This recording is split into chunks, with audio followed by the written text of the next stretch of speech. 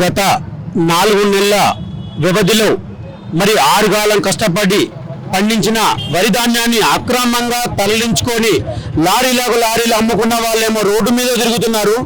మరి 6 కాలం కష్టపడి పండించిన రైతులేమో అన్నమో రామచంద్ర మాకు పైసలు రావాలని చెప్పేసి అధికారుల చుట్టూ తిరుగుతున్నారు.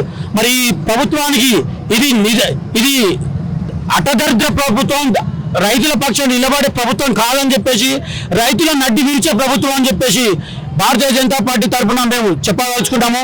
మరి ఎప్పుడు రైతుల పక్షాన్ని నిలబడతాం అన్న ఈ ప్రభుత్వం మరి ఇంత అవినీతి జరిగితే నిమ్మకు నీరెత్తినట్టు చూస్తూ కూర్చున్న ప్రభుత్వాన్ని ఏమనాలి?